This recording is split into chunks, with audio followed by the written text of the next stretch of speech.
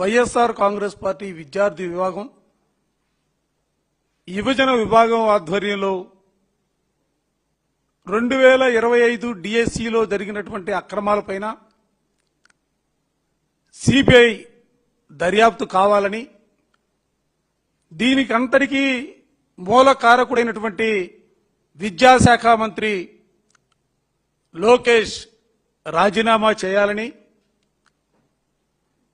రాష్ట్రంలో తెలుగుదేశం పార్టీ అధికారంలోకి వచ్చిన తర్వాత పేద విద్యార్థులకు సంబంధించి రావలసినటువంటి ఫీజు రియంబర్స్మెంట్ వెంటనే విడుదల చేయాలని, దానితో పాటుగా అర్హత కలిగినటువంటి నిరుద్యోగ యువతీ యువకులందరికీ కూడా ఎన్నికల ప్రణాళికలో చెప్పినటువంటి 3,000 రూపాయల్ని సుమారు 24 నెలల కావస్తా ఉంది. ఒక్కొక్కరికి తీసుకుంటే 24 ఇంటూ 3 సుమారుగా 72,000 కట్టాల్సినటువంటి పరిస్థితులు ఉన్నాయని రాష్ట్ర వ్యాప్తంగా ర్యాలీలకి విద్యార్థి యువజన విభాగాలు పిలుపునిస్తే వైఎస్ఆర్ కాంగ్రెస్ పార్టీ యువతి యువకులు మాత్రమే కాదు, ఈ రాష్ట్రంలో చదువుకున్నటువంటి నిరుద్యోగ యువతగా ఉన్నటువంటి వేలాది మంది యువతీ యువకులు, వారితో పాటుగా ఈ రాష్ట్రంలో డిఎస్సి పరీక్షకి రాసినటువంటి 3.5 లక్షల మంది, వారికి సంబంధించినటువంటి పరీక్ష రాసినటువంటి వాళ్ళందరూ కూడా పెద్ద ఎత్తున రాష్ట్ర వ్యాప్తంగా జరిగినటువంటి కార్యక్రమాల్లో పాల్గొనడం జరిగింది. నిజంగా మాకు కూడా ఆశ్చర్యం కలుగుతా ఉంది.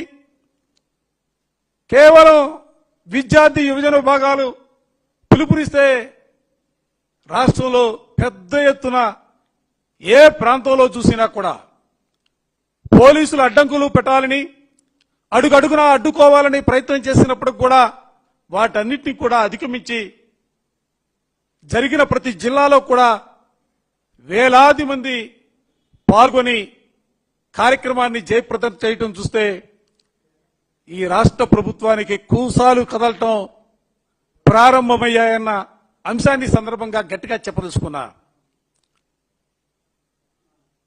దేశంలో అనేక రాజకీయ పార్టీలు పరిపాలన చేస్తున్నటువంటి పరిస్థితి ఉన్నప్పటికీ బహుశా ఆంధ్ర రాష్ట్రంలో పరిపాలన చేస్తున్నటువంటి తెలుగుదేశం ప్రభుత్వం పరిపాలనా రంగంలో అన్ని రంగాల్లో కూడా వైఫల్యం చెందినటువంటి పరిస్థితులు ఇవాళ చూస్తా ఉన్నాం. పట్టుమని 16,500 ఉద్యోగాలకు సంబంధించినటువంటి పరీక్షల నిర్వహణకు సంబంధించి కానీ, నిర్వహించిన తర్వాత ఉద్యోగాలు ఇవ్వడంలో కానీ అడుగడుగునా కూడా అక్రమాలు చోటు చేసుకున్నటువంటి వైనాన్ని కూడా ఈ సందర్భంగా గట్టిగా చెప్పదలుచుకున్నా.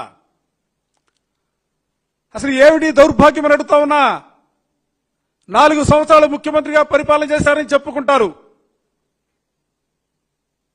ఈ రాష్ట్రంలో కాదు దేశంలోనే ప్రధానమంత్రులు నేనే, రాష్ట్రపతులు నేనే నియమించుకుంటాను, నాకున్నటువంటి రాజకీయ పరిజ్ఞానం ఏ ఒక్కరికి కూడా లేదనే రీతిలో చంద్రబాబు నాయుడు గారి మాటలు వింటా ఉంటే, వారి ప్రసంగాలు వింటా ఉంటే ఆ విధమైనటువంటి భావంతో ముందుకు సాగిపోతా ఉంటారు.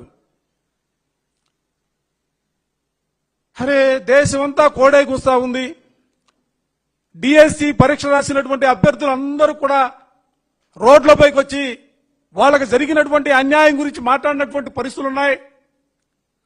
1:1 పేరుతో ఇంటర్వ్యూలకు పిలిచి సర్టిఫికేషన్ వెరిఫికేషన్ చేసి అర్హత ఉన్నప్పుడు కూడా ఉద్యోగాలు ఇవ్వకుండా తను అనుకున్న వారికి, తను కావాలని కోరుకున్న వారికి అర్హత లేకపోయినా కూడా ఉద్యోగాలు ఇచ్చినటువంటి వైనాన్ని రాష్ట్ర ప్రజలందరూ కూడా చూశారు. మరిన్ని వీడియోస్ కోసం మన సిద్ధం స్టూడియోస్ ఛానల్ సబ్స్క్రైబ్ చేయండి. జై జగనన్న.